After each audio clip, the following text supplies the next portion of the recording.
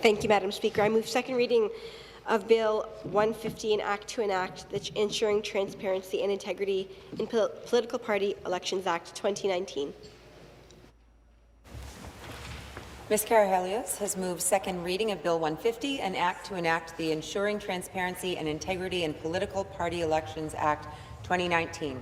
Pursuant to Standing Order 98, the member has 12 minutes for her presentation. Thank you again, Madam Speaker. It is an honour and a privilege to rise today to speak on second reading of my very first private member's bill, Bill 150, the Ensuring Transparency and Integrity in Political Party Elections Act.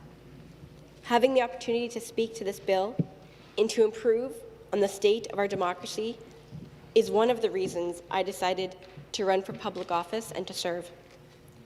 I will take this time, Madam Speaker, to explain to this House what this bill does, what this bill does not do, the recent electoral trends that have made this bill most necessary today, and the support that this bill has received in the 2 weeks since I introduced it.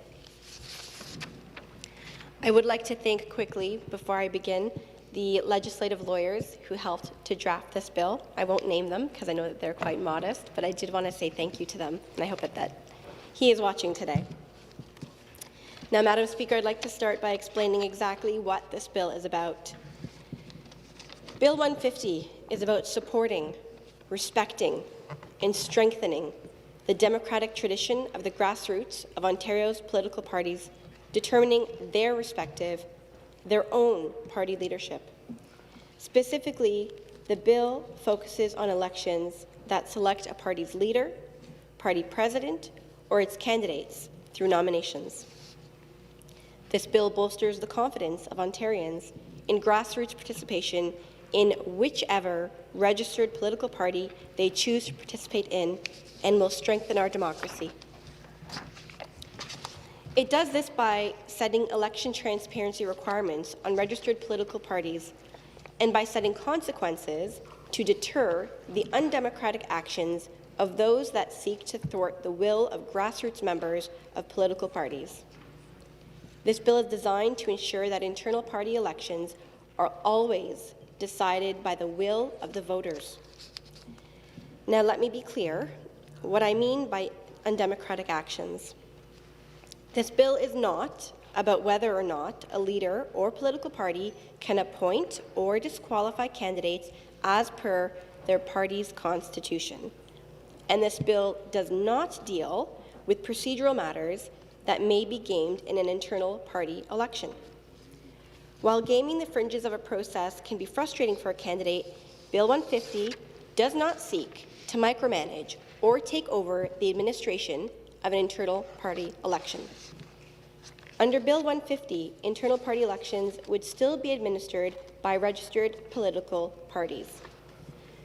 What Bill 150 focuses on is deterring the most egregious of undemocratic behaviours: ballot box stuffing, voting when not being eligible to vote, voting more than once, mishandling paper ballots, furnishing false information about election results, or inducing or procuring an unqualified person to vote.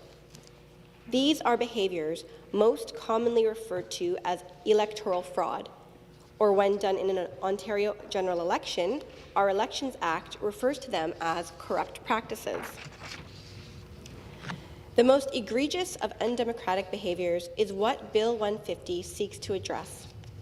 It does this in 3 parts. First, the Act requires a report to be filed with the Chief Electoral Officer within 7 days after an internal party election, and the report must set out, among other things, the number of persons who were eligible to vote in the election, the number of persons who voted, and the number of votes that each candidate received. As the law currently stands, once a political party determines its leader, party president, or one of its candidates, Elections Ontario is to receive some kind of documentation to be made publicly available, identifying the individual selected. Bill 150 simply asks all registered political parties to clearly identify whether the individual occupying that position was appointed or acclaimed or selected through an election, And, if selected through an election, Bill 150 requires a political party to provide, with the individual's name, the specific details of the vote that I just previously mentioned. Now, maybe there was a time when political parties didn't want the public to know these details. The old boys in the back will tell you the standard line, "We don't release that information because we don't want the other parties to know." But we all know that this is an archaic and outdated excuse, because nowadays there isn't an election for leader or for a nomination candidate or even for party president that doesn't get fully reported to and by the media. Secondly, Bill 150 permits a candidate to contest the validity of an election by commencing an action in the Superior Court of Justice. Some might ask, well, why does this need to be in the bill? Can't you just take it to the courts now? Well, you can, but these undemocratic actions, while awful, are not actually an offense when they're done in one of these elections. So Part 2 of this bill would fix this gap in the law. And third, the Act sets out various offences relating to undemocratic behaviours in an internal party election, as I have already described, with penalties ranging from fines to jail time. Now, if you think the ideas in Part 1, 2, and 3 of Bill 150 sound familiar, you would be correct. That's because the principles and ideas contained within Bill 150 are already present in Ontario's Election Act with regards to general elections in Ontario. The transparency requirements are the same. The right to contest an internal party election in court, if passed, would be the same. And the consequences are the same standards set out for any Ontario general election. Bill 150 doesn't seek to reinvent the wheel. It simply asks to apply the same standards that we expect in a general election to an internal party election for leader, president, and for a party's candidates. Since I tabled Bill 150 a couple of weeks ago, I have quite simply been overwhelmed with the support I have received, not only from my riding of Cambridge, but from across Ontario, from Niagara Falls, St. Catharines, Ottawa, Thunder Bay, Bracebridge, all over our province. I received support from voters and supporters of all political parties. The Macdonald-Laurier Institute said that my bill was, quote, needed reform. The Samara Centre for Democracy have said that the changes proposed in my bill match recommendations from their Party Favours report. And in these last 2 weeks, I've been reminded of examples of why Bill 150 is necessary today, right now, and not sometime in the future.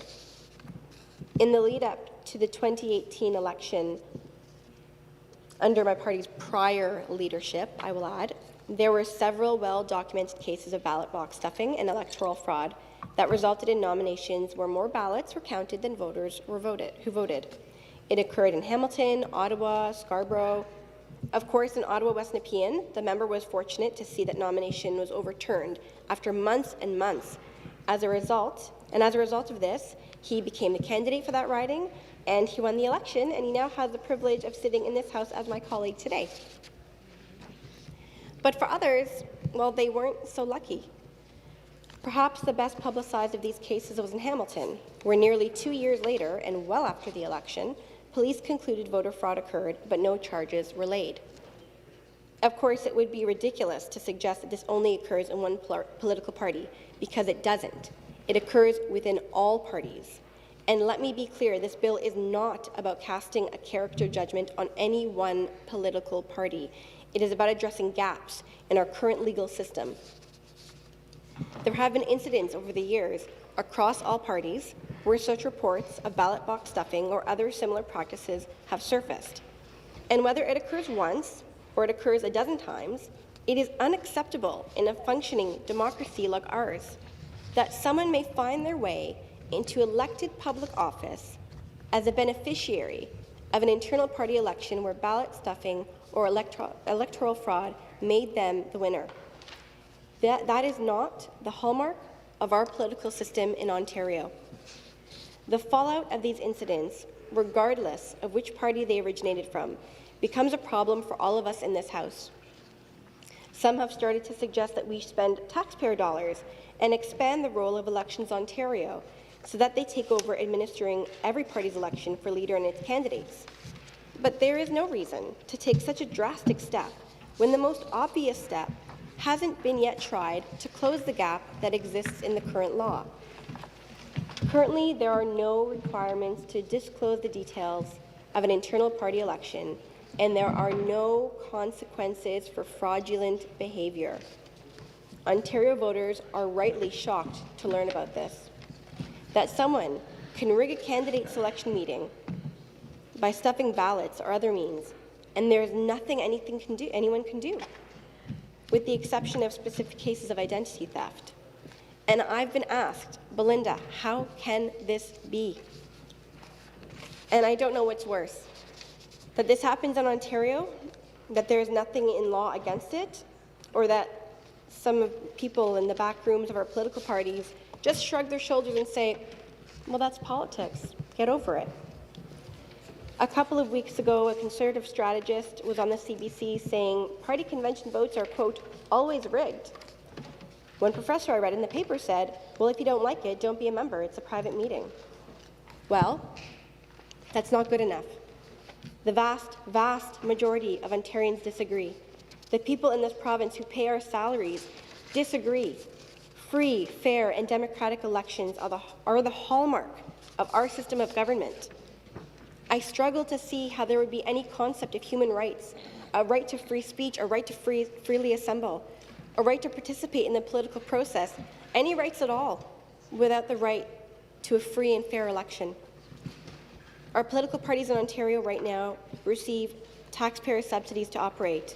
These are not private clubs that can have private meetings in a black hole of anarchy where anything goes. Just look at the current state of our election laws to understand how ridiculous it is to have such a gap in our legal system. And Madam Speaker, I realize I have 24 seconds to go, so I will continue at a later time. Thank you, Madam Speaker.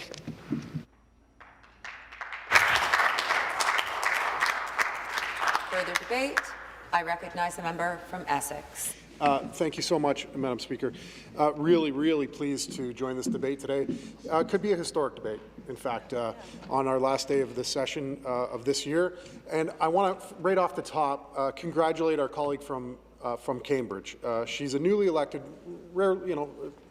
newly elected member. I don't want to call you a rookie. You've been here long enough to know how this place works. But on this side of the House, and I think anyone that's ever studied provincial politics or any level of politics, we all admire the courage that it takes for you, elected member, to address this issue head-on, knowing full well the ramifications that it could cause in terms of consternation within your own internal caucus. That takes guts. And my goodness, congratulations for hitting this head-on. It is a worthy bill, worthy of our debate, and it is worthy of our support. And we are going to do that as the New Democratic Caucus today. Why is it worthy of our support? Well, it couldn't be more poignant. Unfortunately, Madam Speaker, we've seen very recently a degradation of the system, where politics is done in a way that excludes people, that gives others the advantage, that doesn't quite keep the balance and the scales even. Speaker, I'm a little bit. The member's phone's distracted. The phone's going off. That could be the members of the Conservative caucus hopefully calling that member to support this bill, because it makes a lot of sense to us in this House, Speaker. I have such limited time to speak because there's a lot of interest in the New Democratic Party to address this issue and to support this issue. We have the word democratic in our party because we take these rules seriously, Speaker. We understand the value of grassroots support and their ability to see a transparent process and to have an accountable process. And I think, by and large, if you studied the models around riding associations and candidate nominations and elections, you would see that New Democrats have a stringent set of regulations that are bottom heavy. They are run by the grassroots, and there's a lot of measures to be accountable there. We take it seriously, Speaker, and it's something that this legislature should take seriously because it has ramifications downstream. If they elect the wrong people for the wrong reasons, who have the wrong intentions, we get bad policies, and we get scandal, and we get ethical violations, and less accountability, and less transparency. And I point, Speaker, just some recent incidents and evidence of that, under the Premier, the current Premier, there have been some violations and some less than ethical approaches to nominations. The member's own husband, who I believe is in the gallery today, congratulations, sir. You're also standing up for this, and it's really important that they do that. He has launched a lawsuit against the PC Party of Ontario as he ran for the presidency of that party and was witness to some violations that were not fair. And it takes a lot of guts to go up against your own party. But we certainly appreciate and acknowledge that when you see a violation, you got to call it out and you have to do something about it. Speaker, in the spring of 2007, an investigation was launched into claims that in Hamilton West Ancaster Dundas nomination, the meeting was rigged in favour of federal Conservative staffer Ben Levitt.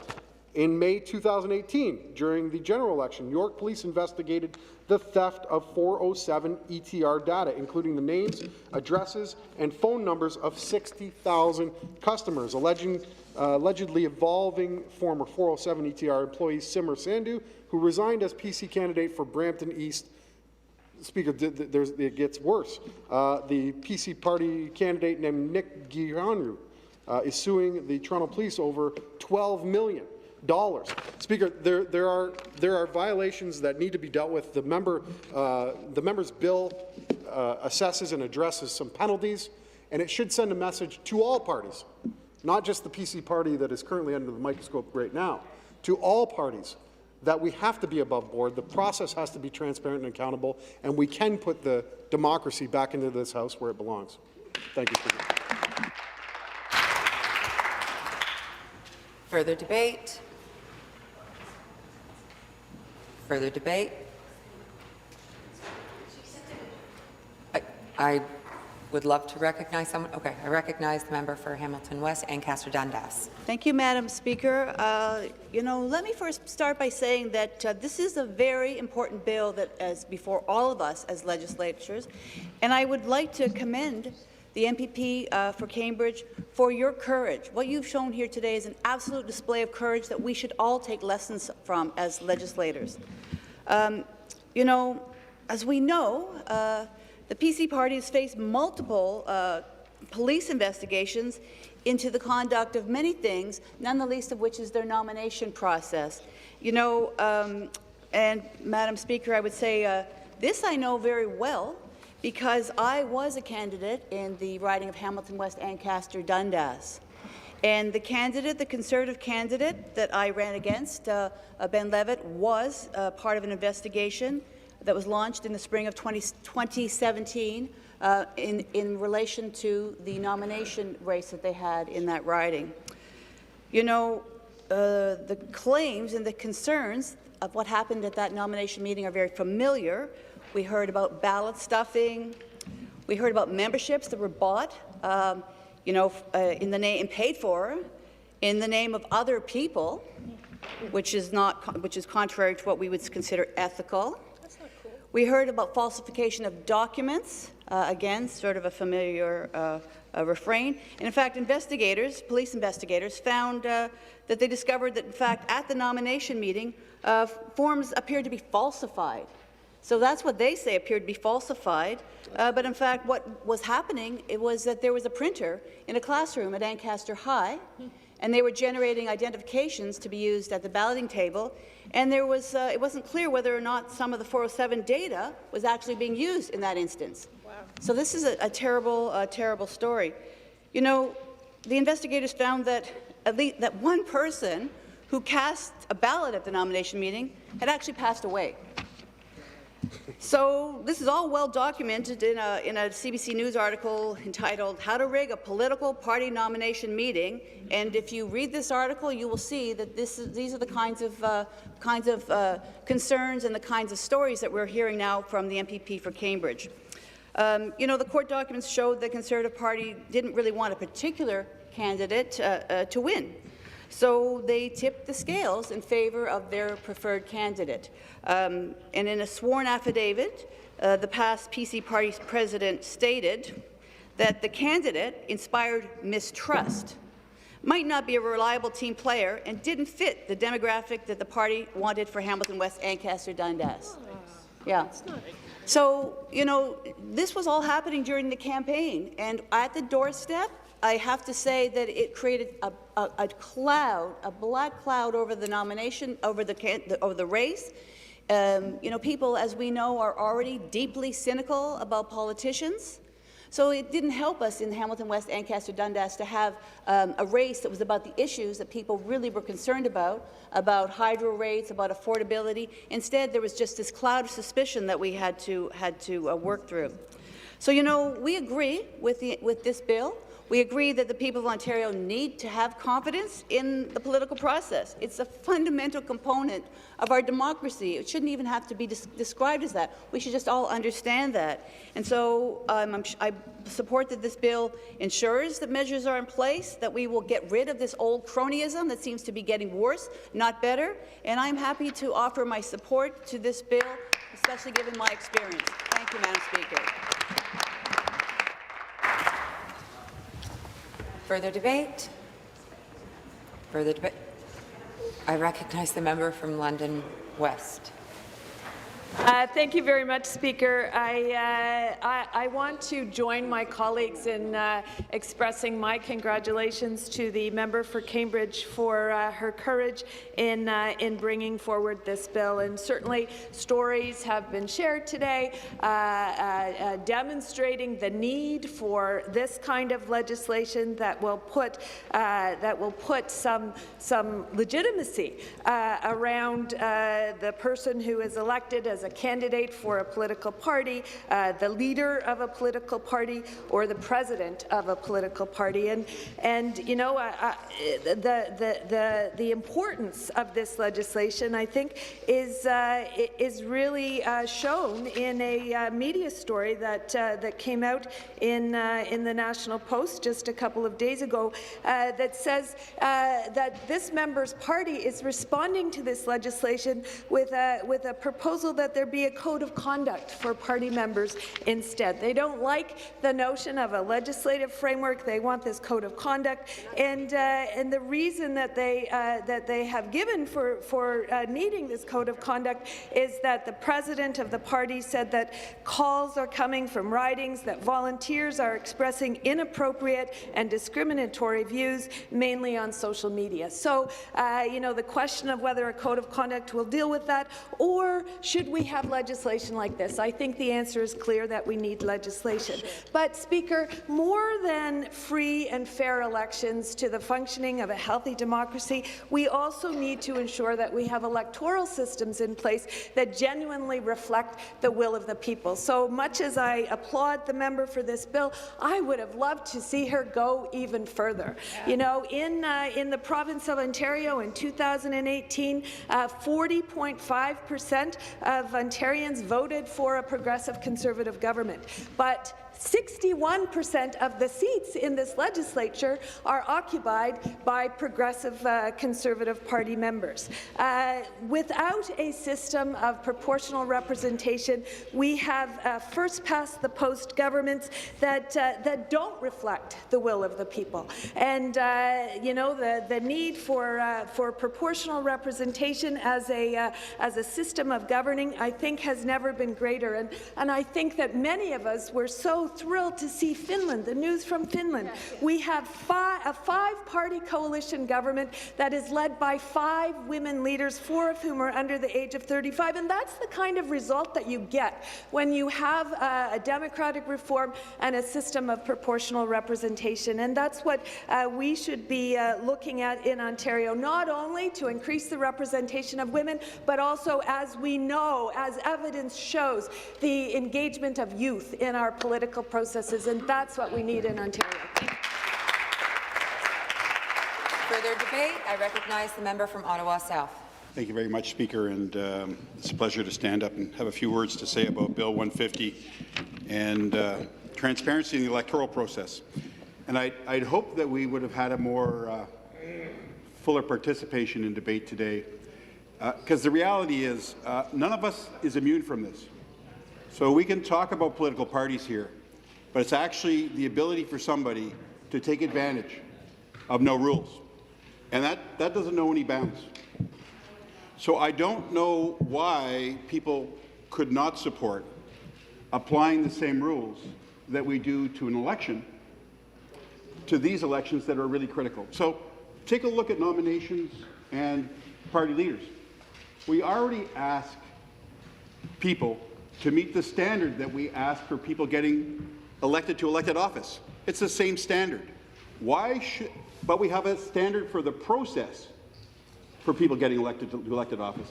What's so hard about applying that same rule to that? I mean, these are rigorous demands, regulations that we put of people for transparency. So I believe transparency in government is important.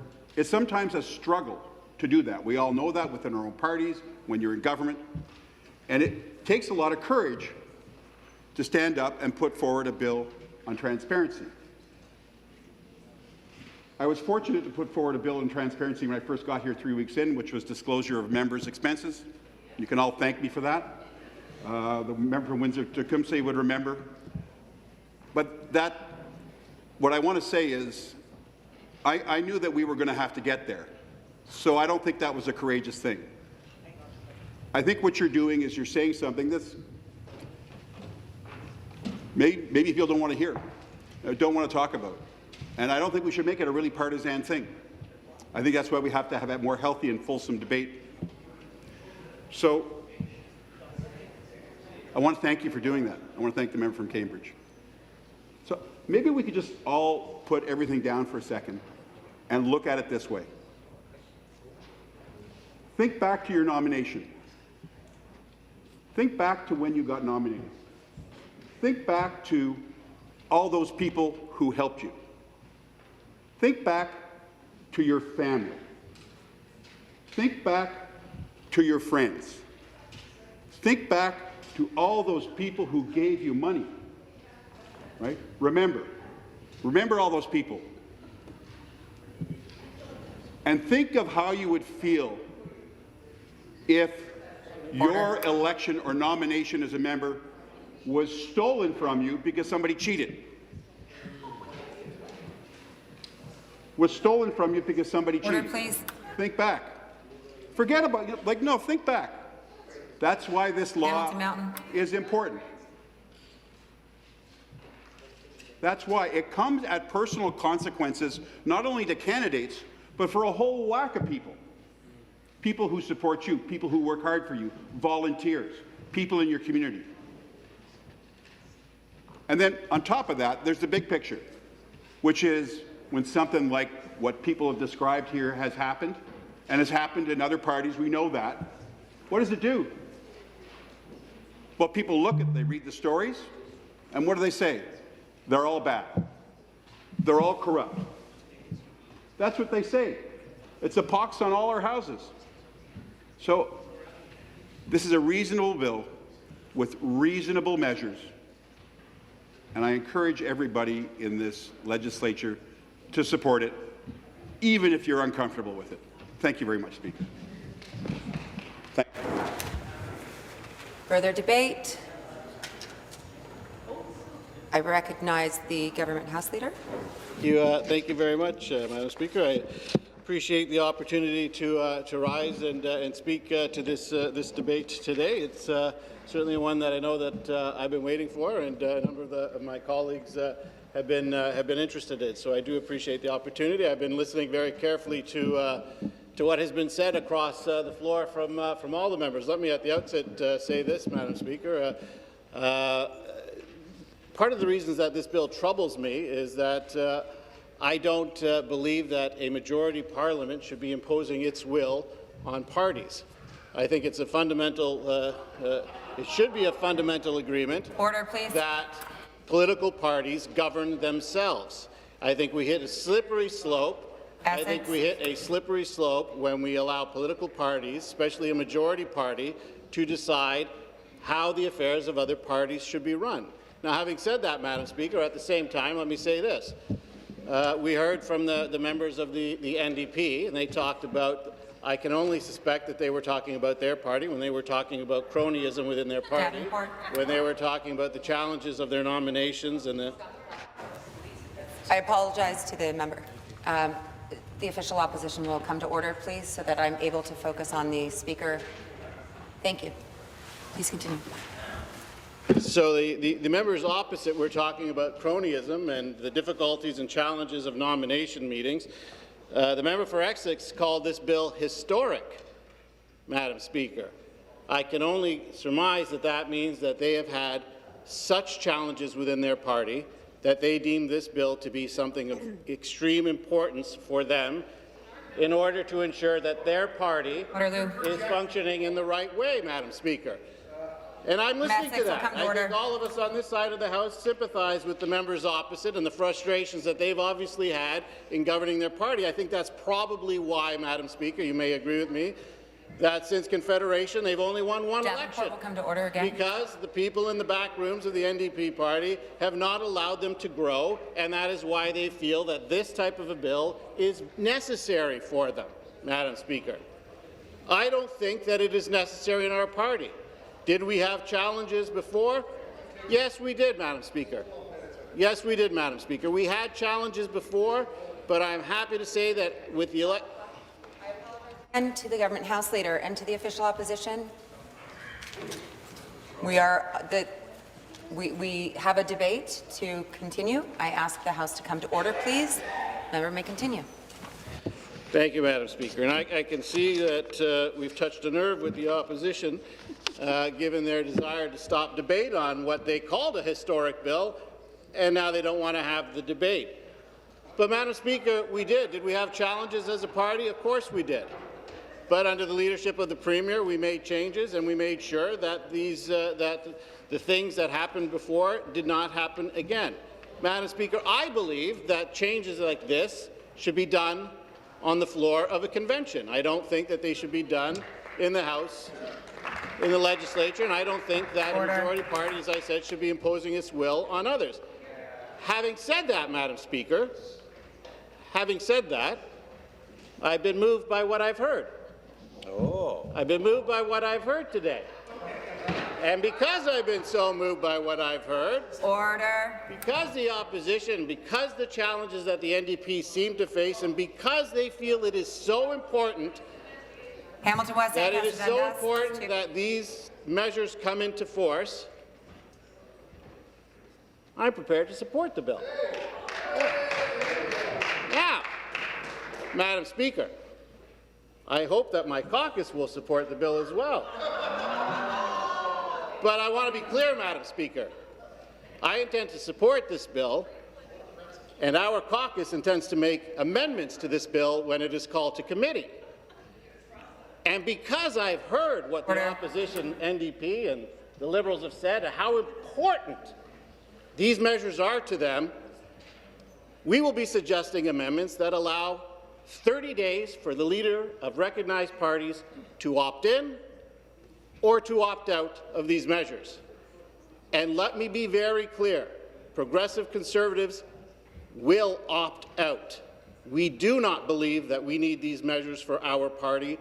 Our party and our grassroots decide how our party functions, not the legislature. But House to come to order. Because we are a party of the grassroots, I will make sure to always try and protect the grassroots of the Progressive Conservative Party. But again, I want to be clear, because I've listened, because we've listened, because of what you have suggested with respect to the cronyism that has run rampant in the NDP party, because of the challenges that you have had with nominations, and I know full well that there is... That will come to order. I know full well, Madam. Stop the clock. Again, I apologize to the member who indeed has the floor. The official opposition and all members of the House will resist the urge and please come to order. We're on the home stretch. Come to order. Please continue. So,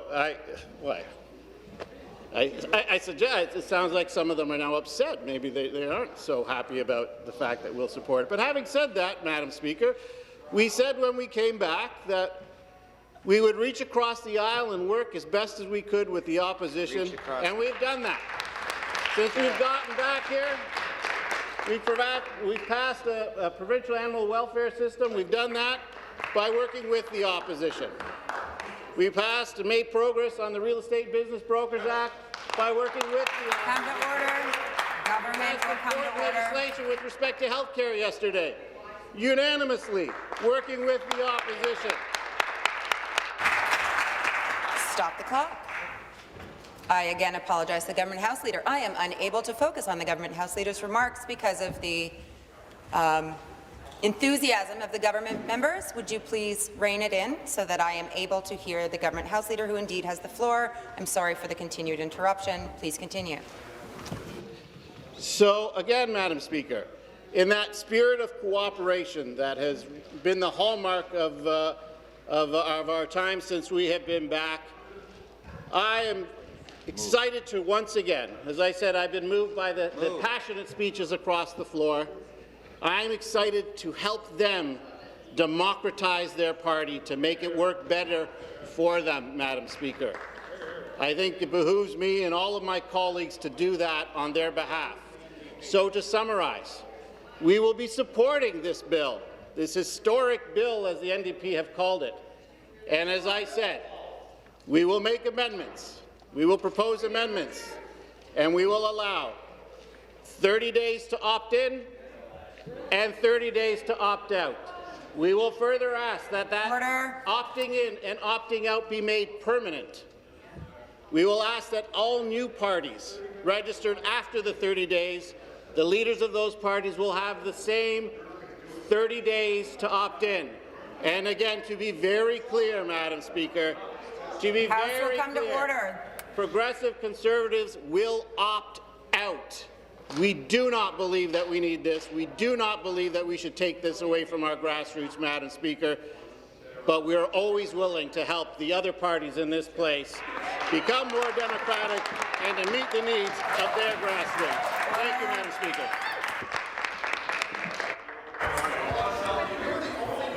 This House will come to order. The member from Essex.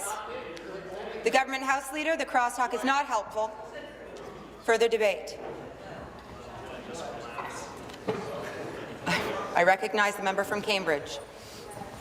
I want to thank the member from Ottawa South, member from Essex, member from Hamilton West and Castor Dundas, also called HWAD, member from London West, and of course our Government House Leader for all of their comments. And I will be taking up the remainder of the 4 minutes plus my 2 minutes in one go.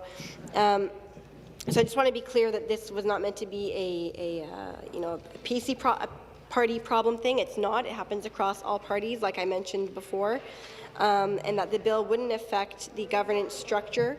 There's Member will come to order. The party would still be able to govern themselves. It's just a reporting requirement. It's just rules around offences being created. So there's actual penalties around doing things like this. Madam Speaker, if there's a problem in the system, I say let's clean it up by passing Bill 150. And if you don't believe in these past reported problems, then let's pass Bill 150 anyway as a safeguard and deterrence measure moving forward. Madam Speaker, I know it is a privilege to sit in this House and represent the people of one of the best places to live on this planet. And I also know, Madam Speaker, that my time in this House won't be forever.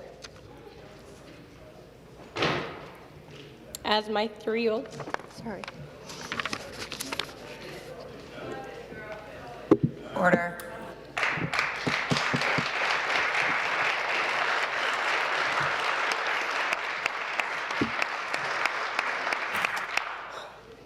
my 3-year-old son, Victor, grows up, and he asks me to look back at my time here, when he asks me why I spent so much time in this place, what did I do it for? What did I accomplish?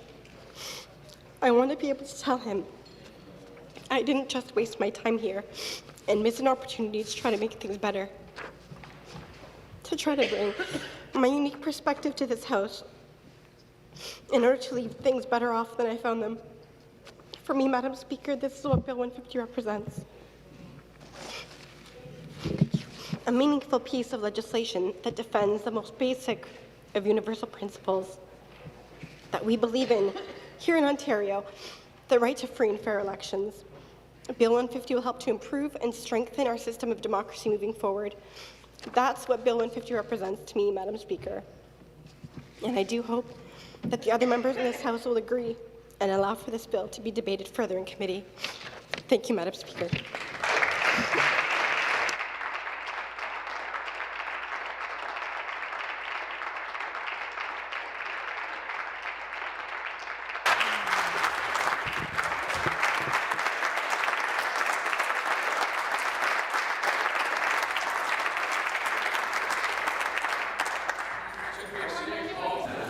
Ms. Karahalios has moved second reading of Bill 150, an act to enact the Ensuring Transparency and Integrity in Political Party Elections Act 2019. All those in favour, please rise and remain standing until recognized by the clerk. Mrs. Karahalios. Mrs. Karahalios. Ms. Mulrooney. Ms. Mulrooney. Mr. Calandra. Mr. Calandra. Mr. Fideli. Mr. Fideli. Ms. Elliott. Ms. Elliott. Mr. Phillips. Mr. Phillips. Mr. Bethlen Falvey. Mr. Bethlen Falvey. Mr. Clark. Mr. Clark. Mr. Smith Bay of Quinte. Mr. Smith Bay of Quinte. Mr. Hardiman. Mr. Hardiman. Mr. Yakubuski. Mr. Yakubuski. Ms. McLeod. Ms. McLeod. Mr. Tabolo. Mr. Tabolo. Ms. Dunlop. Ms. Dunlop. Mr. Romano. Mr. Romano. Mr. Walker. Mr. Walker. Ms. Thompson. Ms. Thompson. Mr. Downey. Mr. Downey. Ms. Fullerton. Ms. Fullerton. Ms. Jones. Ms. Jones. Mr. Sarkaria. Mr. Sarkaria. Mr. Rickford. Mr. Rickford. Ms. Surma. Ms. Surma. Mr. Coe. Mr. Coe. Mr. Bailey. Mr. Bailey. Mr. Pettipies. Mr. Pettipies. Mr. McDonnell. Mr. McDonnell. Mrs. Marteau. Mrs. Marteau. Ms. Kanjan. Ms. Kanjan. Mr. Gill. Mr. Gill. Ms. McKenna. Ms. McKenna. Mrs. Martin. Mrs. Martin. Mr. Parsa. Mr. Parsa. Ms. Skelly. Ms. Skelly. Mr. Nichols. Mr. Nichols. Mr. Pacini. Mr. Pacini. Mr. Miller Parasan Muskoka. Mr. Miller Perry Sound Muskoka. Mr. Barrett. Mr. Barrett. Mr. Osterhoff. Mr. Osterhoff. Ms. Midas. Ms. Midas. Mr. Harris. Mr. Harris. Mr. Babber. Mr. Babber. Ms. Kusendova. Ms. Kusendova. Mrs. Tangri. Mrs. Tangri. Mrs. Y. Mrs. Y. Ms. Park. Ms. Park. Mr. Cazzetto. Mr. Cazzetto. Mr. Payne. Mr. Payne. Mr. Antofilopoulos. Mr. Antofilopoulos. Mr. Crawford. Mr. Crawford. Mr. Rashid. Mr. Rashid. Madame Jelena. Madame Jelena. Ms. Fife. Ms. Fife. Ms. Singh Brampton Center. Ms. Singh Brampton Center. Mr. Vantal. Mr. Vantal. Mr. Bisson. Mr. Bisson. Mr. Natashak. Mr. Natashak. Mr. Tabbins. Mr. Tabbins. Mr. Bauma. Mr. Bauma. Mr. Smith, Peterborough Kawartha. Mr. Smith, Peterborough Kawartha. Mr. Roberts. Mr. Roberts. Mr. Cook. Mr. Cook. Mr. Fraser. Mr. Fraser. Mr. Sandy. Mr. Sandy. Mr. Anand. Mr. Anand. Mr. Kanapati. Mr. Kanapathy. Ms. Sattler. Ms. Sattler. Ms. Shaw. Ms. Shaw. Mr. Mamakwa. Mr. Mamakwa. Ms. Begum. Ms. Begum. Mr. Yard. Mr. Yard. Ms. Taylor. Ms. Taylor. Mr. Manta. Mr. Malta. Ms. Armstrong. Ms. Armstrong. Ms. Stiles. Ms. Stiles. Mr. Kernahan. Mr. Kernahan. Mr. West. Mr. West. Mr. Gates. Mr. Gates. Mrs. Gretzky. Mrs. Gretzky. Mr. Miller, Hamilton East, Stony Creek. Mr. Miller, Hamilton East, Stony Creek. Mr. Singh, Brampton East. Mr. Singh, Brampton East. Mr. Andrews. Ms. Andrews. Mr. Hatfield. Mr. Hatfield. Mr. Babikian. Mr. Babikian. Mr. Sabawi. Mr. Sabawi. Mr. Schreiner. Mr. Schreiner. Mr. Birch. Mr. Birch. Ms. Burns McGowan. Ms. Burns McGowan. Mr. Arthur. Mr. Arthur. Ms. Bell. Ms. Bell. Mr. Glover. Mr. Glover. Mr. Rakosovic. Mr. Rakosovic. Mr. Hardin. Mr. Hardin. Ms. Monteith Ms. Farrell. Monteith Farrell. Mr. Hassan. Mr. Hassan. All those opposed, please rise and remain standing until recognized by the clerk.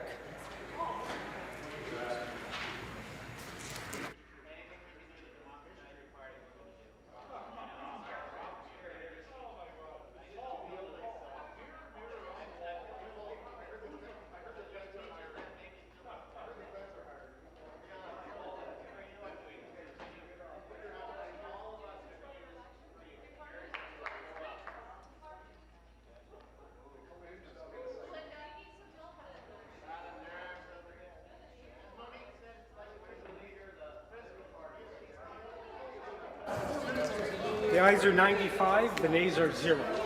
The ayes being 95, the nays being 0, I declare the motion carried.